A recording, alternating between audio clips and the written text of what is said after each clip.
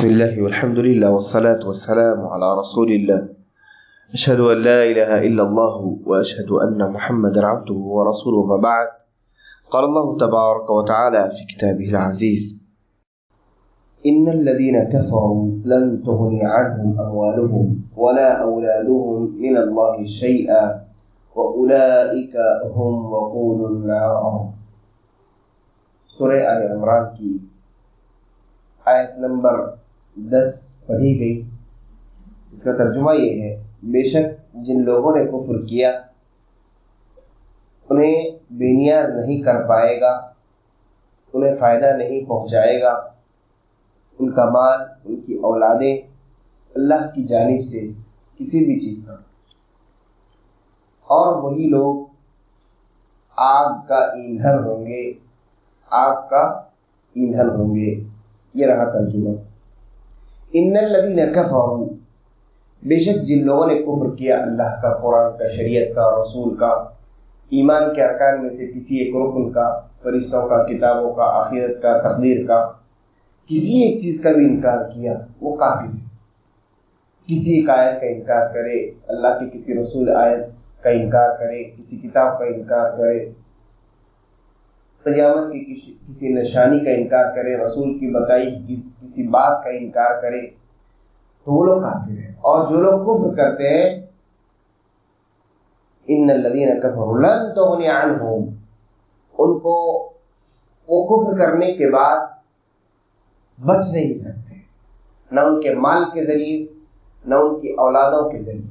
نہ ان کا مال ہی ان کو فائدہ پہنچا سکتا ہے، اور نہ ہی ان کی اولاد و نسل انہیں فائدہ پہنچا سکتی ہے.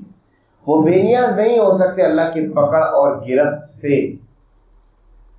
اور یہی دو چیزیں ہیں، مال و اولاد، جو ہمیشہ انسان کی سپورٹ میں، انسان کے دفاع میں یہ لوگ کام آتے ہیں. یہ چیزیں کام آتی ہیں، مال اور اولاد. یہی چیزیں ہیں جس سے انسان فائدہ اٹھاتا ہے، یہی چیزیں ہیں جس سے انسان پناہ حاصل کرتا ہے، اور یہی چیزیں ہیں جس سے انسان قوت حاصل کرتا ہے. اللہ نے کہا یہ جو اس کی جو بنیادی طاقتیں ہیں، یہ اللہ کے سامنے کچھ نہیں ہے. اللہ کی پکڑ اور گرفت سے یہ چیزیں کچھ فائدہ نہیں پہنچا سکتی. ان الذین کفروا لن تغنی عنہم اموالہم ولا اولادہم، اور اولاد سے مراد یہاں بیٹا بیٹی سب کچھ ہے، پوری نسل مراد ہے. تو یہ لوگ کچھ بھی انسان کو فائدہ نہیں پہنچائیں گے اگر انہوں نے کفر کر لیا اور توبہ کیے بغیر دنیا سے چلے گئے. من اللہ شیئا، شیئا کہہ کر کے یہ کہا گیا کہ کچھ بھی فائدہ نہیں پہنچا سکتے، کچھ بھی فائدہ، کسی حقیر سے حقیر فائدہ نہیں پہنچا سکتے اللہ کی پکڑ اور گرفت سے. وَأُولَئِكَ هُمْ وَقُودُ النَّارِ، اور یہ لوگ جنہوں نے کفر کیا یہ جہنم کی آگ کے ایندھن ہوں گے. یعنی ایندھن وہ چیز جس سے آگ کو بڑھایا جائے، آگ کو تپایا جائے، آگ کو جلایا جائے اور بھڑکایا جائے، جس سے آگ کو باقی اور برقرار رکھا جائے، اس کو کہتے ہیں وقود. جیسے اللہ نے قرآن مجید میں کہا: یا ایھا الذین آمنوا قوا انفسکم واہلیکم نارا وقودھا الناس والحجارہ، ایمان والو اپنے آپ کو، اپنے اہل کو جہنم کی آگ سے بچاؤ جس کا ایندھن انسان اور پتھر ہے، انسان اور پتھر ہے.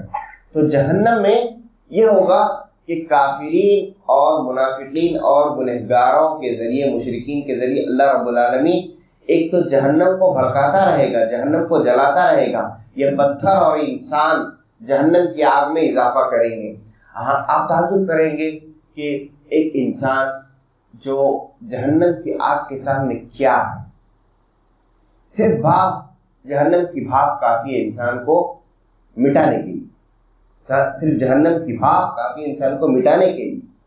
ایسا ہی ہے نا کہ جہنم کی آگ دنیا کی آگ سے 70 گنا زیادہ تیز ہے، اور کالی وہ آگ ہے.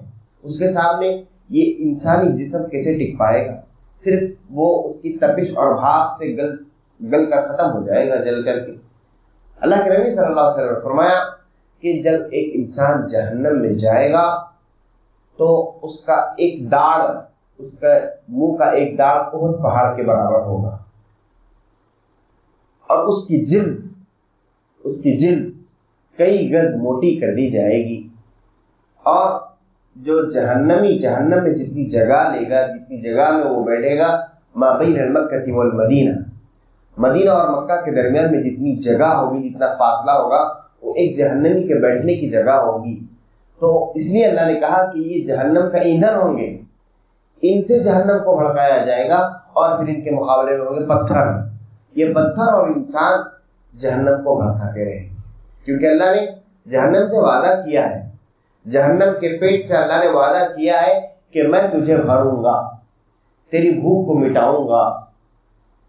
کیونکہ جہنم جب آئے گی چیخ رہی ہوگی، چلا رہی ہوگی، بھڑک رہی ہوگی، جوش میں ہوگی۔ ایسا لگے گا جہنم کو دیکھ کر کے جب محشر میں لایا جائے گا جہنم کو، 70,000 فرشتے 70,000 کڑیوں میں 70,000 زنجیروں کے ذریعے اس کو لائیں گے، اور وہ سنبھل نہیں پا رہی ہوگی، غصے سے ایسا لگے پھٹ جائے گی۔ اللہ کہے گا اس کو کہ میں تمہاری ضرورت پوری کروں گا۔